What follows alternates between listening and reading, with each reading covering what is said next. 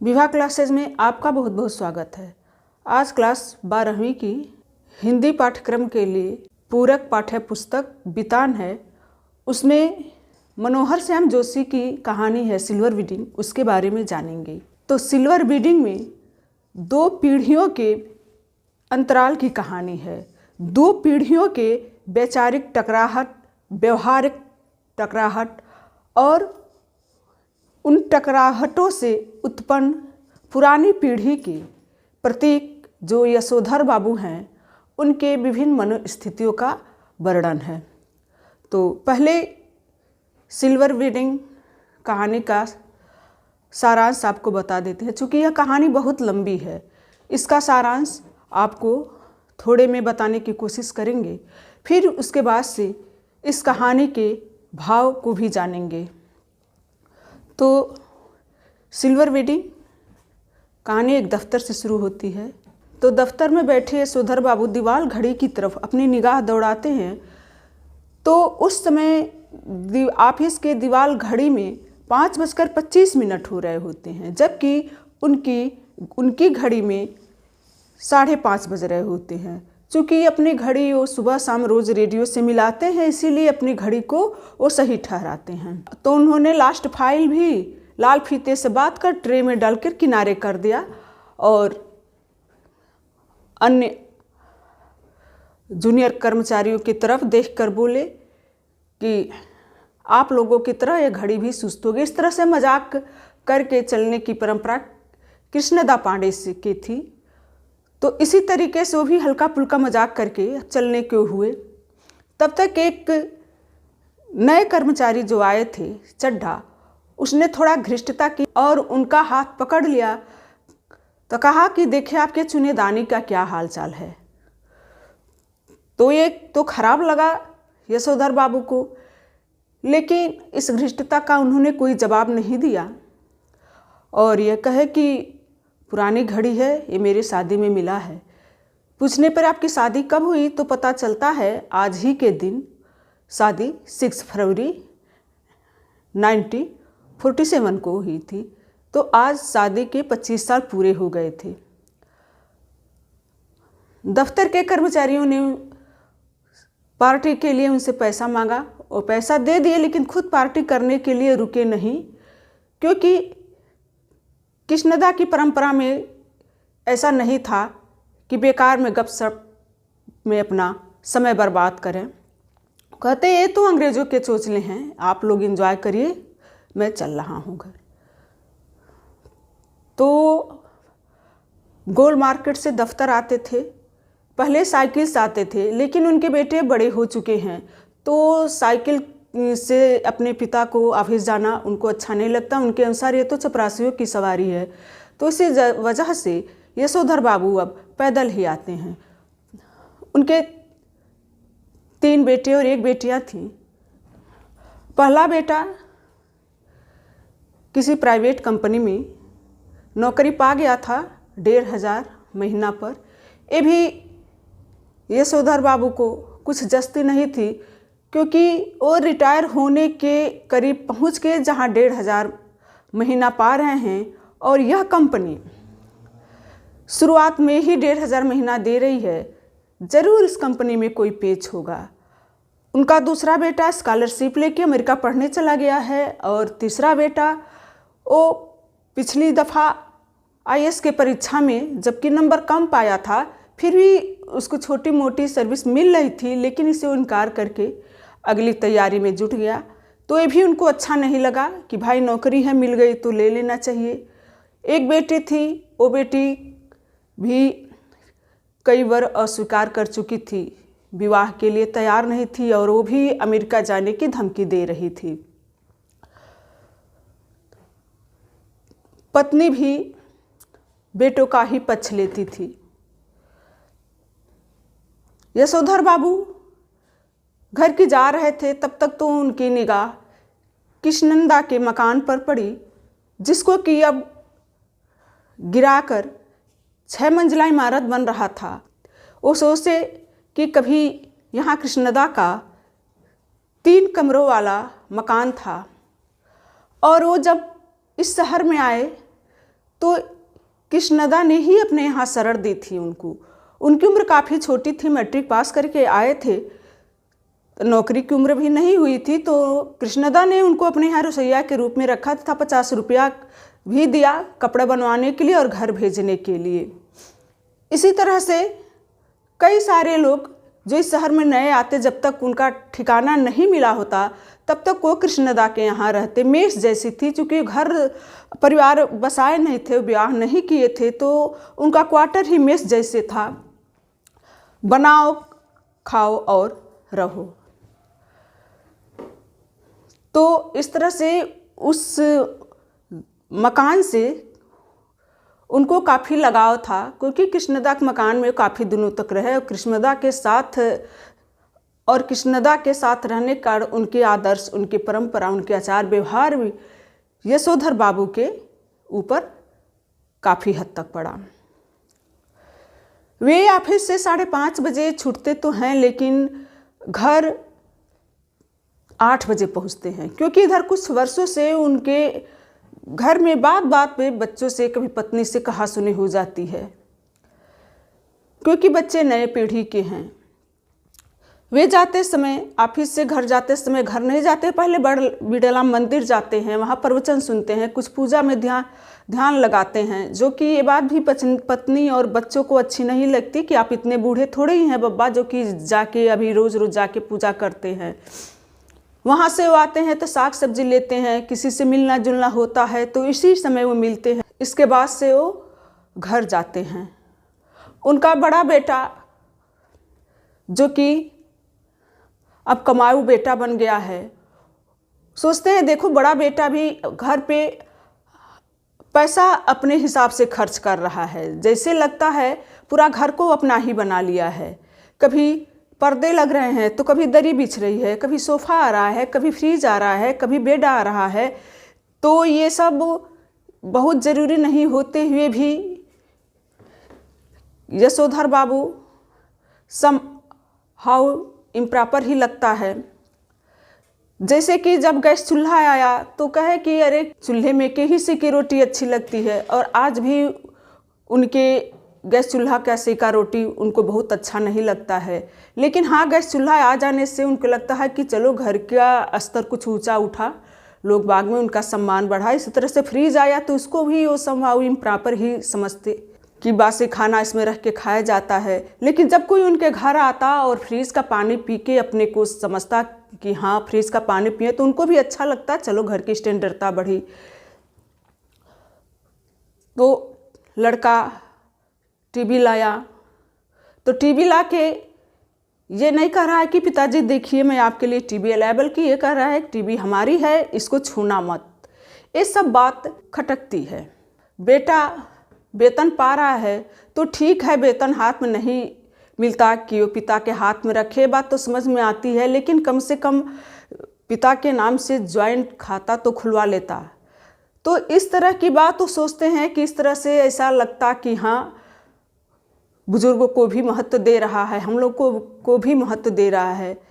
कोई भी घर में काम करना होता तो बेटे अपने मनमानी से करते। तो यशोधर बाबू सोचते हैं कि माना कि हम पुराने हैं, लेकिन फिर भी अनुभव तो हमको ज़्यादा है इनसे, तो कम से कम एक बार पूछ तो लेते। ऐसा कहने पर वे कहते हैं पिताजी जिस काम के बारे में आपको कुछ पता ही नहीं हो, आपसे पूछने से क्या फ़ायदा। और हद तो तब हो गई जब बड़े बेटे ने कहा कि बब्बा बुआ को भेजने के लिए मेरे पास पैसे नहीं हैं। चूँकि यशोधर बाबू अनाथ थे तो उनकी बुआ ने ही उनकी परवरिश की थी। लेकिन इस तरह का जवाब सुन के यशोधर बाबू को अच्छा नहीं लगा। वे बेटे की उपलब्धि पर, सफलता पर खुश तो होते हैं, जैसे फ्रिज का पानी मेहमान आते हैं पीते हैं तो उनको भी खुशी होती है कि चलो कुछ बड़प्पन बढ़ा, टीवी आया, ये सबसे खुशी तो होती है। लेकिन वो सोचते हैं कि ये उपलब्धि भी, ये सफलता भी किस काम की जो अपनों में ही परायापन बन जाए, अपने ही लोगों के बीच में इंसान पराया बन जाए। माँ, उसकी पत्नी भी मूल रूप से आधुनिक बिल्कुल नहीं थी, लेकिन बच्चों का ही पक्ष लेती थी। इसे बच्चों के प्रति ममता कहें या फिर अपने समय में वो अपने हिसाब से जीवन नहीं जी पाई थी। उनका ये शिकायत था कि यशोधर बाबू ने कभी मेरा पक्ष नहीं लिया। जेठानियों के बीच में रही, ताऊ ताई और दो जेठानियाँ रहती थी, उसको बीच में मैं रहती थी। जितना कानून नियम बुढ़िया ताऊ पर लागू होता था उतना कानून हम पर भी लागू होता था। लगता था मैं कहाँ की बुढ़िया हूँ। वो सब बात उसको खटकता था कि मैंने अपना जीवन अपने हिसाब से नहीं जिया, अब बच्चे अपने हिसाब से जी रहे हैं तो इसमें आपको आपत्ति क्या है। बेटी जो थी वो भी इनके इच्छा के विपरीत बिना बाँह का टॉप और जींस पहनती थी। कई बार उसके पिता ने यानी कि यशोधर बाबू ने कहा कि तुम्हारा यह पोशाक हमको संभावनी पर लगता है।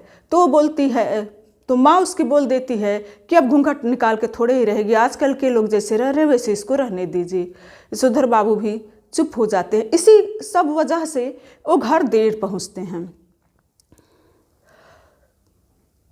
वो एक बार सोचते हैं कि क्या यह अच्छा नहीं होता कि कृष्णदा पांडे जैसे वो भी घर गृहस्थी में नहीं फंसते।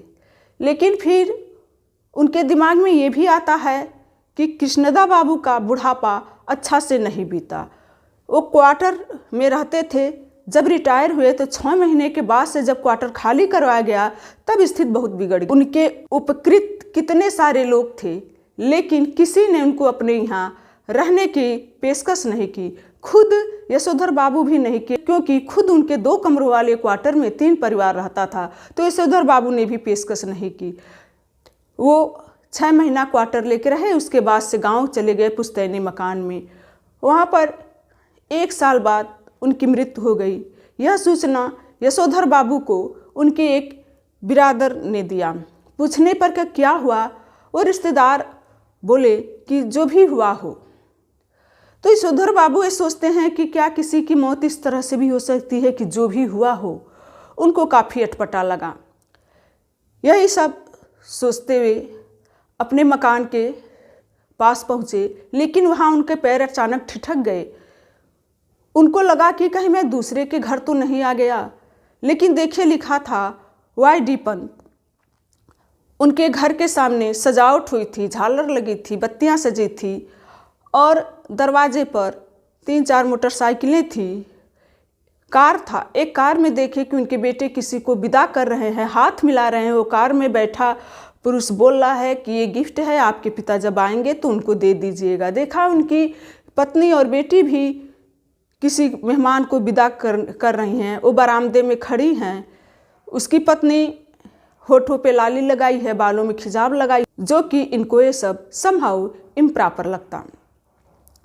जब दरवाजे पर जो मेहमान विदा हो रहे थे वो जब चले गए, तब यशोधर बाबू अंधेरे से बाहर आते हैं और अंदर प्रवेश करते हैं।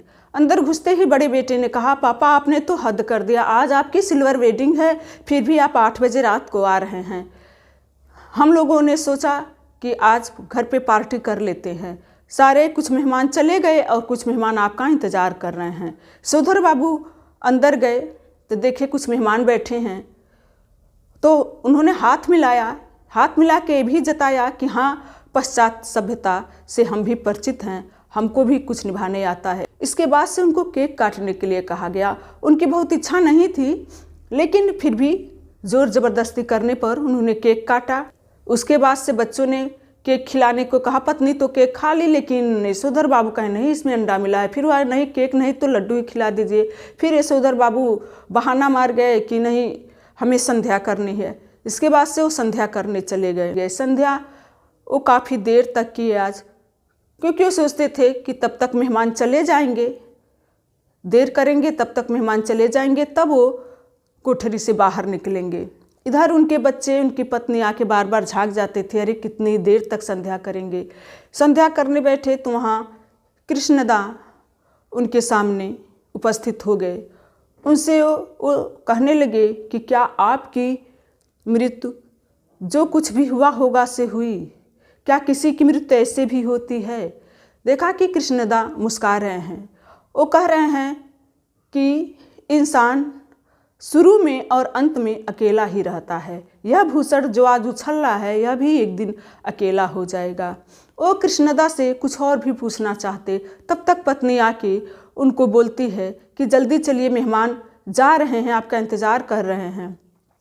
वो झटपट जो लाल रंग का कपड़ा था जिसको लपेट के वो संध्या किया करते थे, उसी कपड़े में वो बाहर चले गए। बाहर निकलते हैं तो देखते हैं कि मेहमान चले गए हैं और कुछ उपहार रखा हुआ था। उनको ये लगा कि किसी का छूट गया है। वो बोलते हैं कि लग रहा है किसी का छूट गया। तो बड़े बेटे ने कहा कि पिताजी इसमें उपहार है, खोलिए, मैं लाया हूँ आपके लिए। बल्कि यह कहते हुए खुद बेटे ने ही उपहार खोल के दिखाया। उसमें ड्रेसिंग गाउन था। उसने कहा कि पापा, इस ड्रेसिंग गाउन को पहन के आप दूध लाने जाया करिए। आप फटा पुलोवर पहन के जाते हैं जो कि मुझे काफ़ी बुरा लगता है। बेटी भी अपना गिफ्ट खोल के दिखाती है, उसमें कुर्ता पैजामा था। कहते हैं पापा, इस कुर्ता पैजामा के ऊपर ड्रेसिंग गाउन पहनिए। पिता कुर्ता पैजामा पहन के ड्रेसिंग गाउन पहनते हैं, लेकिन उनके आँखों की एक कोने में हल्की सी नमी आ जाती है। वो नमी किसी भी कारण से हो सकती है इस कारण से नमी आई हो कि बेटा यह कह रहा है कि आप ड्रेसिंग गाउन पहन के ही दूध लाने जाया करिए। ये नहीं कह रहा है कि पिताजी अब आप दूध लाने मत जाया करें, मैं जाऊंगा दूध लेने। यह नहीं कह रहा, बल्कि यह कह रहा है कि आप फटा फ्लोर पहन के जाते हैं तो हमारी बदनामी होती है।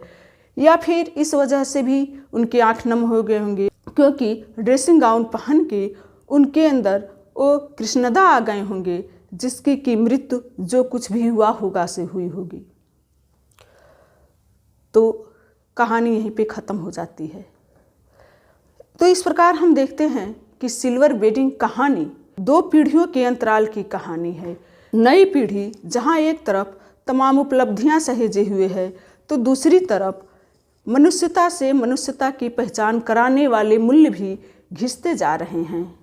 पुरानी पीढ़ी जहाँ अपने आदर्श, रीति रिवाज, परंपरा को समेटे हुए है, तो दूसरी तरफ वो ये भी सोचती है कि बच्चे चलो प्रगति कर रहे हैं, आधुनिक बन रहे हैं। ये गैप में, जनरेशन के गैप में, पीढ़ी के अंतराल में ये सब तो होता ही होता है, टकराहट तो होती ही होती है, ये सब संभावित इम्प्रॉपर है। लेकिन दूसरे ही क्षण पुरानी पीढ़ी के प्रति जो श्रीधर बाबू हैं, वो ये भी सोचते हैं कि आखिर ये सफलता किस काम की है, जिसमें कि इंसानियत भी नहीं है। अपनों के बीच में ही एक दीवार उठ गई है। तो इसलिए एक तरफ वो खुश भी होते हैं तो दूसरी तरफ वो खिन्न भी होते हैं। पूरी कहानी में द्वंद्व है। तो इस प्रकार सिल्वर वेडिंग कहानी यथार्थ के खुरदुरे धरातल से जुड़ती है।